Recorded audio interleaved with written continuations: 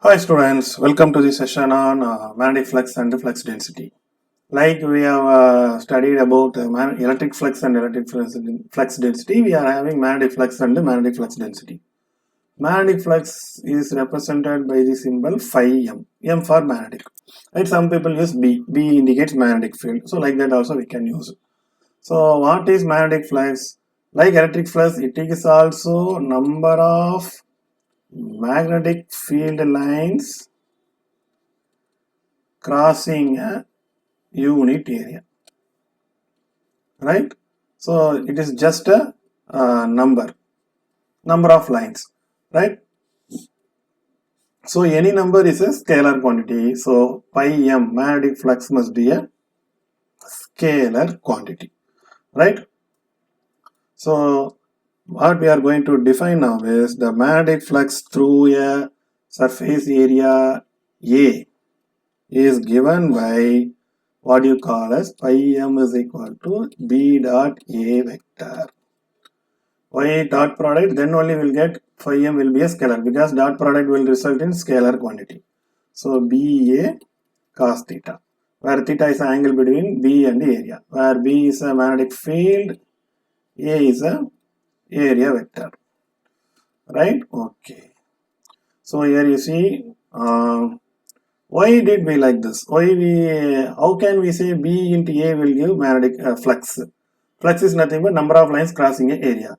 Here you see that, suppose let us assume we are having a magnetic field that is represented by 250 lines per, sorry, for a simple calculation, 50 lines in per 2 meter square. So, magnetic field I am representing with 50 lines per 2 meter square. Then how many lines will pass through 100 meter square area? Then it will be what? 2500 lines. So what is this 50 by 250 2 meter square? That is magnetic flux. This is area.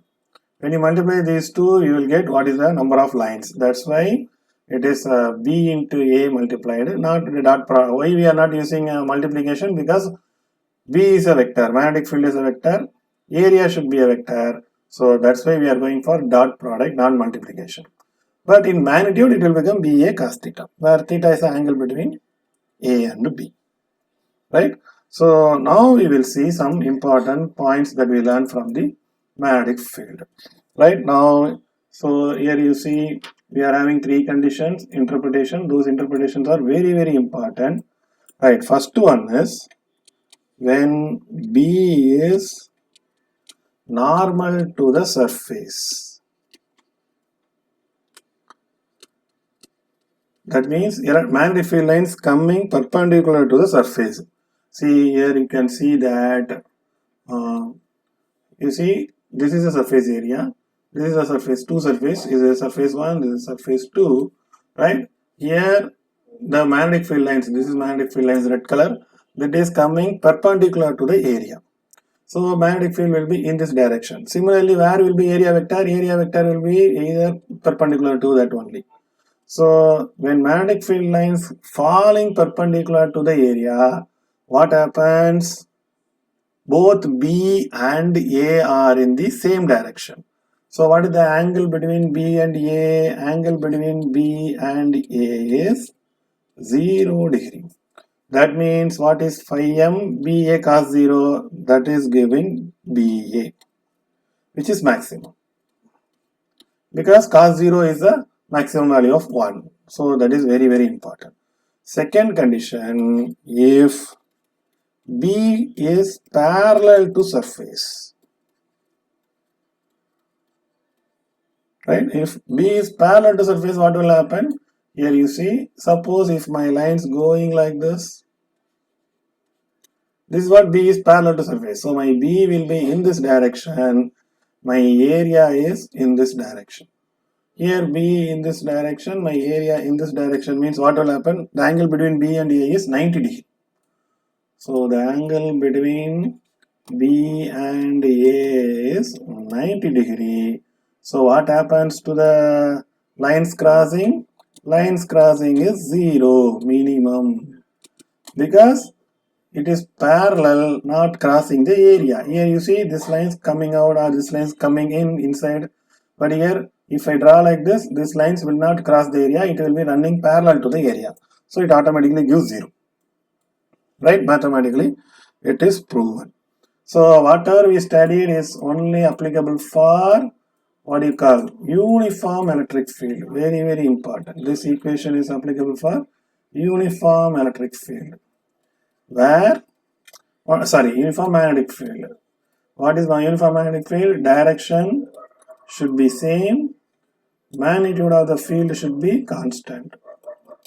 This is what uniform magnetic field. But suppose if you are having a non-uniform magnetic field, what will happen? If you are having non-uniform magnetic field like that, it is going like this, it is magnetic field going like this, it is going like this, means what we have to do? Suppose our area is like this and the magnetic field is going like this, here it is going like this, here it is going like this, means what you have to do? I have to find a flux crossing at every particular point, right? Here, like that, here, everyone. Then we have to add. So at that time what happens? I cannot find B, phi m, I can find flux at a particular area. So d phi m small.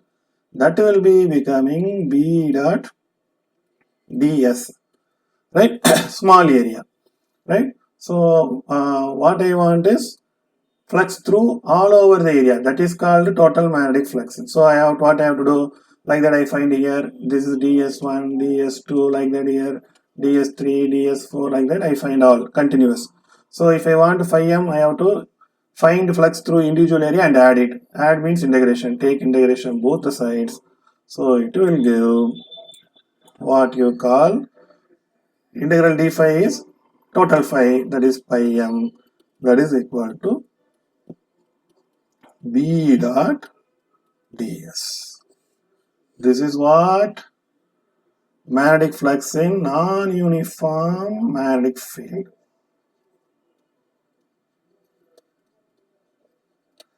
Right? This is very, you know the difference between both. Both are same only. Here if you use A, no problem. dA. S or A representing what you call magnetic field only. Right? Sorry, area only. Next what we are going to see is magnetic flux density. Right? This we studied about, this is magnetic flux phi m. Magnetic flux density is nothing but magnetic flux density. It is number of lines, magnetic field lines crossing unit area kept perpendicular, kept normal to the direction of magnetic field lines, normal to the direction of magnetic field lines, because it is talking about magnetic field. So the unit of magnetic flux density is Tesla or Weber per meter square. Weber per meter square or Tesla. What is mean by Weber per meter square or Tesla? We have dealt in Lorentz force equation. You just refer that. So we know that. So what is magnetic flux density? I can write as B, that is equal to d phi m by ds, right? Sorry, into unit vector. That area is vector means you don't need to put. That is Weber per meter square. How we got this? From this equation only, right? So first what we did, phi m, d phi m is equal to b dot ds, we put no. So from that we can see, right? Because pi is equal to d phi is equal to b ds, right? So b is equal to d phi by ds, right? D phi is a scalar quantity, please remember, right? So that's what your this one magnetic flux density, right? So I can write like that. Okay, so there is one more relation we must remember. B is equal to mu h. This is magnetic field. This is magnetic field intensity.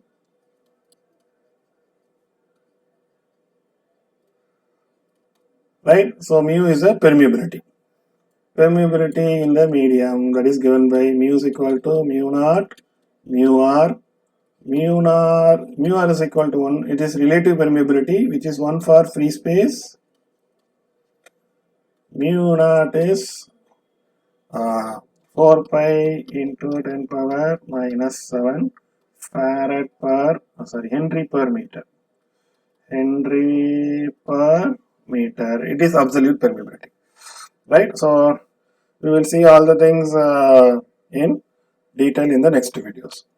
Thank you.